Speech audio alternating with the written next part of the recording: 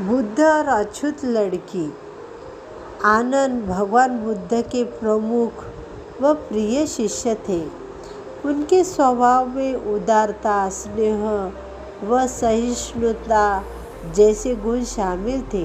वे सभी के प्रति समान व्यवहार करते थे। उनकी दृष्टि में कोई छोटा या बड़ा नहीं था। एक बार आनंद कहीं जा रहे थे। रास्ते में उन्हें बड़े जोर की प्यास लगी। आसपास देखा तो निकट ही कुआं दिखाई दिया। वे वहां पहुंचे। कुएं से एक लड़की पानी भर रही थी। आनंद ने उसके पास जाकर कहा, बहन, मैं बड़ी दूर से आ रहा हूँ। मुझे बहुत जोर से प्यास लगी है। कृपा कर पानी पिला दो।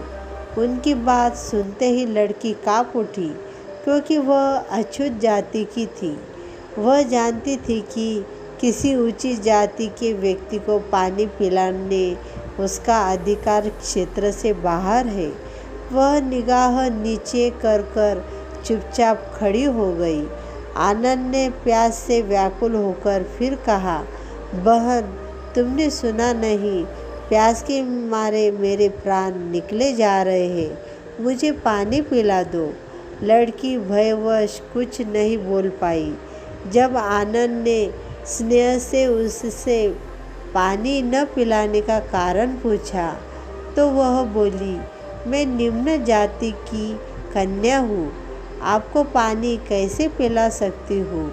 उसकी बात सुनकर आनंद ने कहा, बहन, मैंने तुमसे पानी मांगा है, जाति तो नहीं पूछी। आनंद की उदारता ने उस कन्या का भय दूर हो गया और उन्हें पानी पिलाकर वह धन्य हो गई। कथा का सार यह है कि ईश्वर की दृष्टि सब होने के कारण उसने सभी मनुष्यों को समान शरीर, बुद्धि और भावना से नवाजा है। अंततः अपने सृष्टिकर्ता के विरुद्ध जाकर मानव में भेद करना सर्वथा अनुचित है। उत्तम व्यक्ति कौन है और किसे कहते हैं? बहुत पुरानी बात है। गौतम बुद्ध एक शहर में प्रवास कर रहे थे। कुछ बुरा भला कहा, जहाँ हमारा सम्मान न हो वह हमें एक पल भी नहीं रहना चाहिए।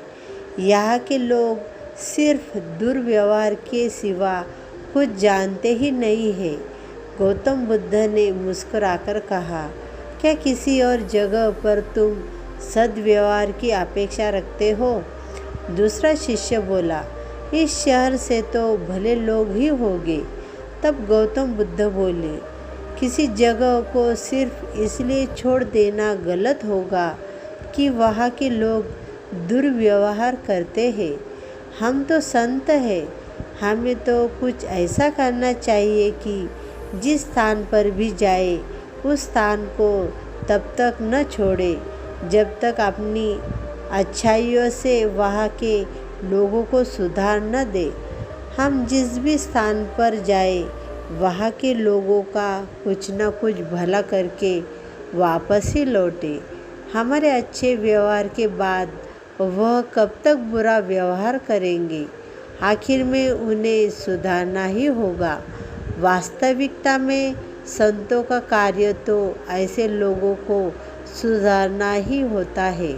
सही चुनौती वो है जब हम विपरीत परिस्थितियों में खुद को साबित कर सके।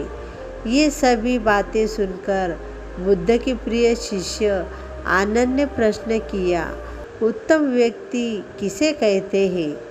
इस पर बुद्ध ने जवाब दिया, जिस प्रकार युद्ध में बढ़ता हुआ हाथी चारों तरफ की तीर सहते हुए भी आगे बढ़ जाता है, ठीक उसी तरह उत्तम व्यक्ति भी दूसरों के अपशब्दों को सहते हुए अपना कार्य करता रहता है। खुद को वश में करने वाले प्राणी से उत्तम कोई और नहीं हो सकता। गौतम बुद्ध की बात शिष्यों को अच्छी तरह से समझ में आ गई और उन्होंने वहाँ से जाने का इरादा त्याग दिया। बुद्ध ने दिखाया तथागत होने का मार्ग।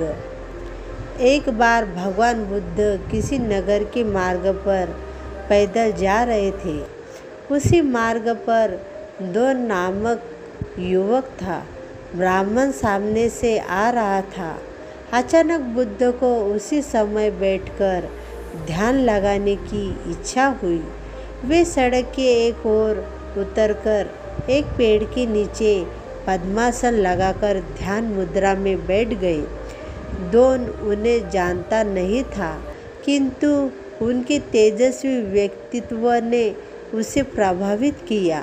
इसलिए वह बुद्ध से भेंट करने के लिए उनके पास आया। जब उसने बुद्ध को एकाग्रचित देखा तो वह एक ओर चुपचाप बैठ गया। जब बुद्ध ने आंखें खोली तो दोन की ओर प्रश्नसूचक मुद्रा में देखा। दोन ने बुद्ध को प्रणाम कर प्रश्न किया, आर्य, क्या आप देवता है? बुद्ध ने धीर गंभीर स्वर में कहा, ब्राह्मण, मैं देवता नहीं हूँ। ब्राह्मण ने पूछा, क्या आप गंधर्व है? बुद्ध ने इनकार में सिर हिलाया। ब्राह्मण ने जिज्ञासा व्यक्त की, फिर आप यक्ष होगे? बुद्ध ने इस बार भी हार नहीं की।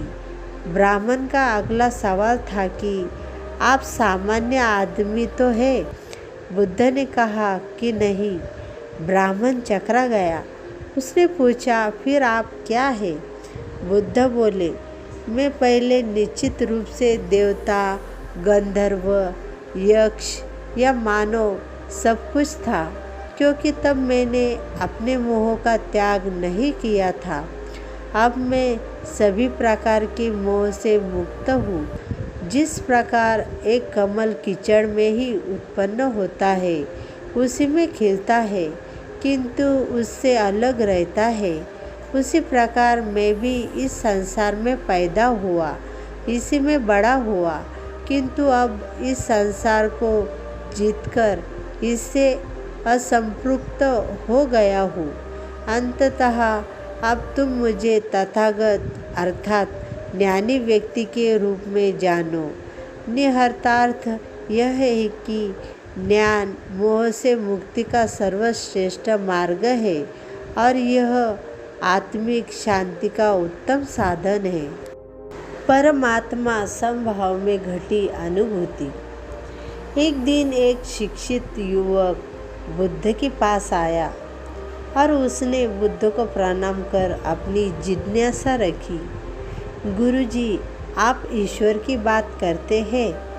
क्या आपने ईश्वर के दर्शन किए हैं जो आप साधिकार इस विषय पर इतना कुछ कह पाते हैं? बुद्ध ने कुछ नहीं कहा और स्नेहपूर्वक उसके सिर पर हाथ फेर दिया। युवक ने समझा कि बुद्ध के पास मेरे प्रश्न का उत्तर नहीं है। फिर उन्होंने कहा, आओ हम कुछ देर यहाँ के बगीचे में घूमें। बगीचे में गुलाब और रजनीगंधा के सुगंधित फूल लगे थे।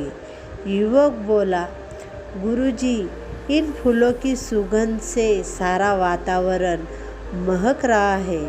बुद्ध ने कहा, वस्त, तुम ठीक कहते हो, किंतु एक बात बताओ कि यह सुगंध तुम्हें दिखाई दे रही है? युवक बोला, जी नहीं, सुगंध तो अनुभव की जाती है। तब बुद्ध ने कहा, बस यही तुम्हारे प्रश्न का उत्तर है। तुम्हारे शरीर में जब कभी कहीं चोट लगती है तो दर्द होता है। क्या इस दर्द को तुम देख सकते हो? युवक बोला, नहीं, वह भी अनुभूति ही होता है।